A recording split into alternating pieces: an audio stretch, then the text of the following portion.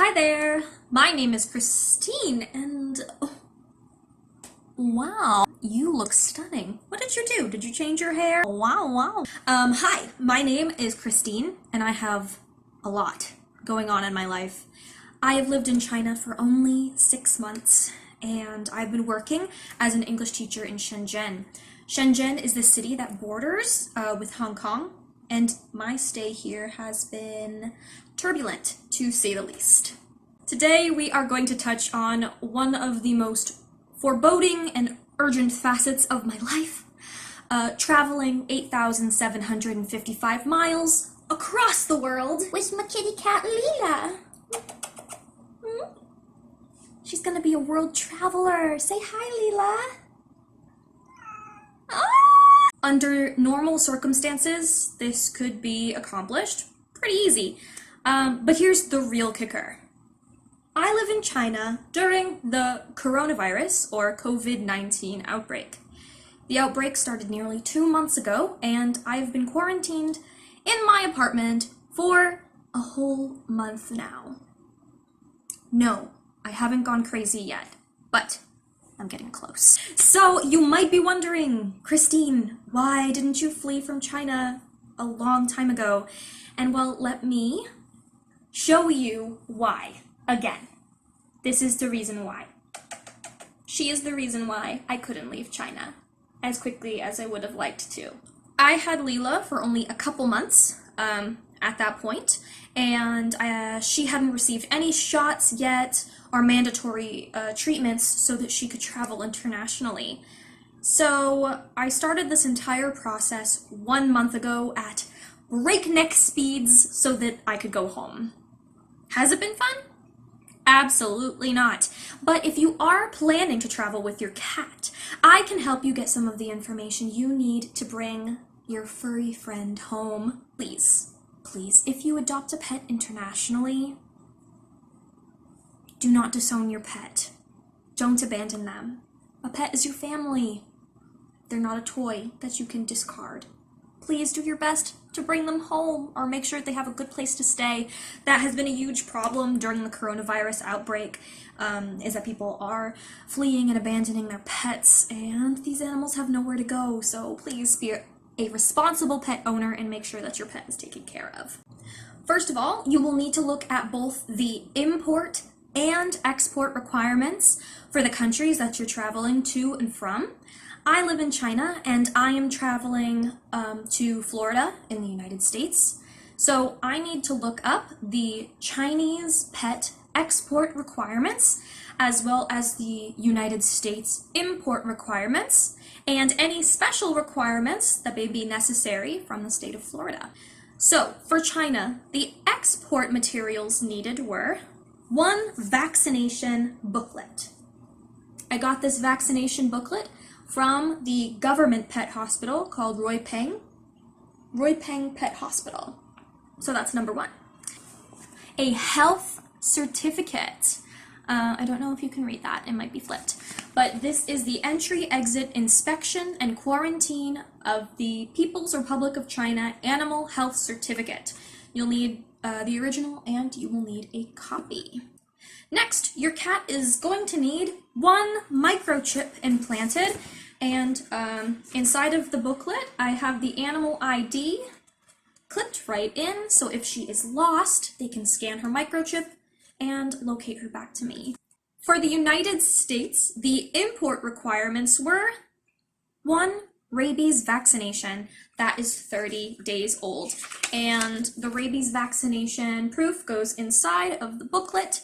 They will put a little sticker from the test tube of the rabies vaccine and put it in your booklet. They'll sign it and date it, and 30 days later, that's when you can apply for your health certificate through the entry, exit, inspection, and quarantine office. Leela and I went as far as to get 1 extra certificate, and that is the certificate of internal and external parasite treatments. This isn't necessary for importation into the United States, but we decided to get it anyway because I think more documentation is a good thing. So bring all of the paperwork you have for every treatment, vaccination that you have had for your pet. Every country will be different, so please check the Department of Agriculture for each destination and their separate requirements. If you are located in a country where your native language is not the national language and you're trying to leave the country urgently, I would recommend hiring a pet relocation service to help you gather all of the correct documents for your travel. Pet relocation services can help you ship your pet to your desired location, or it can help prepare your pet, your furry friend like Leela, to travel on the plane with you. And Leela and I will be doing the latter. She's going to be my carry-on luggage. Yeah, right? Are you going to be my carry-on? Yeah. We have hired Globy Pet Relocation Services to help us get all of the necessary documents to import Leela into the United States. Under normal timelines and circumstances, I probably wouldn't have needed the assistance of a company, but amid the epidemic, it's been a real blessing to have these folks to lean on. I will leave all links and resources in the description box below, so you can also look into Globy Pet Relocation Services if you're located in China. So, we have gathered all the documents, and now all we have to do is travel across the world. As an added bonus, we have a 17-hour layover in South Korea, where we cannot leave the terminal because Leela's import papers are for the United States, not Korea. Korea's import requirements are much stricter, and Leela's papers just don't make the mark. So, since Leela is traveling in cabin with me, she will be with me each step of the way. So here is how we're prepared to weather the storm. I've gathered different items I think will help make our trip go more smoothly. First, you will need a pet carrying case that meets your airline size requirements. I purchased this one on Taobao. It has this nice window on the side. Taobao is essentially like Amazon in China. This one's actually pretty awful quality. It had a larger handle, so you could wear it crossbody, but that snapped within my first 5 minutes of carrying Leela in it, so yeah. But we don't have many more options. This one has several zippers. 1, 2, right on the top, and number 3 on the other side. It also has lining on the inside. I also put a pee pad in there just in case we have an accident. It'll be easy to clean up. You can kind of see right here. Bloop, right here. So you can attach your pet to it. So if you ever need to open up the case, they can't run out and escape into the airport. So I think that's pretty important. I did order 2 different cases a month ago, and it took them an entire month to be delivered at my door just because the virus has affected different courier services. So this one actually is better than the other one I received. So it's the one we're going to be going with. So this is it. Okay, number 2 is a pet harness and a leash. Now, I actually bought like 4 of these a month ago in different sizes, just because I knew shipping was going to be affected and I wasn't sure which size would fit Leela. So this is the size extra, extra small, and this is the one that fits her best. So I like this one a lot because it's made of a breathable mesh material.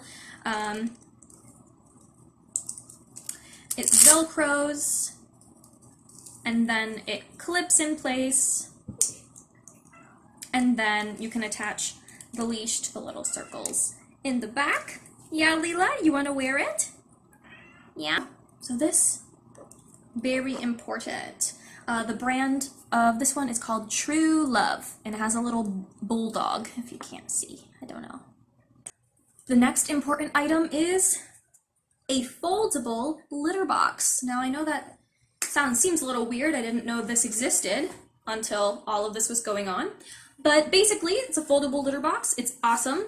The inside is lined with like a plastic, so you can clean it really easily. It's pretty lightweight, and it will work perfectly for Leela's bathroom needs. I also have a gallon storage bag filled with Leela's flushable tofu kitty litter. So we are set. Sort of related to the litter box, I have also packed some animal safe, pet safe wet wipes, because you never know if you do have an accident or make a mess somewhere. You can wipe down your pet so they're clean and comfortable in the carrier for the rest of the flight. Okay, next is our food setup, and I will go ahead, open this up and show you. First of all, we got this collapsible food/water bowl. It is rubber and it pops open, and it is a keychain, so it is perfect for travel. You can clip it to the side of your bag, or it fits very neatly inside of a backpack, so this is pretty great. You can find this easily on Amazon or Taobao. And then of course we've got a little baggie of her dry food and 2 packets of wet food. Last but not least is an item I found out about by doing a little bit of research on the internet, just for handy things to have when traveling long distances with cats. And it is a product called Feliway Classic. So this is a pheromone spray for cats. It works on cats' brains to help them calm down and relieve stress and anxiety. You want to spray the inside of the cat carrier about an hour before the flight. The spray should last about 6 hours. Some things related to traveling during the coronavirus outbreak. Bring antibacterial wipes, so you can wipe down the tray table and your seat for your flight. That will help you a lot. Number 2, make sure you bring a sanitizing spray. Sanitizing spray can help you. You can spray down your seat or your pillow or anything you come into contact with. You can spray your clothes, your hands, spray your neighbor, you know. Also, hand sanitizer. Of course, bring a bottle of hand sanitizer for before you eat. Bring some face masks. I am bringing some regular surgical face masks. And then also, if I can find it, so I am bringing a really intense face mask, this respirator. So it has a filter on the inside, and when you turn it on, you can hear that it filters the air that you are breathing. Now this might not be necessary, but I brought it in the case that maybe I'm sitting on the plane next to somebody who is visibly ill. Yeah, so for a situation like that, just keeping this handy, and the regular surgical masks as well. Special note, in case you didn't know, that actually the dirtiest place on a plane is that like little magazine pouch in front of your seat, where they have the magazines and like all of the flight information, the safety information. That pouch is disgusting, because if you think about it, that's where everyone puts their trash. That's where everyone like blows their nose with a Kleenex and puts the Kleenex inside of that pouch. People will like literally change a baby's diaper and put the diaper inside of that pouch. So if you're going to be using the pouch, use your sanitizing spray to spray the inside of the pouch, or just try to avoid it. Put something in your backpack, put it under the seat. So I have a 3-hour flight to Korea, and then a 17-hour layover in South Korea where I cannot leave the terminal with my furry friend. And then we have a 12-hour flight to Dallas, Texas, a 5-hour layover in Dallas, and finally a 3-hour flight to Orlando. And for those of you who aren't good at quick math, neither am I. I did this math before before filming the video. That is a grand total of 40 hours of travel with a cat. Yeah. I know. RIP. Rest in peace. It won't be fun, but at least I'll be home. I hope to make an update video with some footage of our experience for when or if we make it home. For now, stay cool, stay safe, and give this video a like if you enjoyed it. Feel free to comment below with any tips or questions about traveling internationally with a pet. Bye, folks!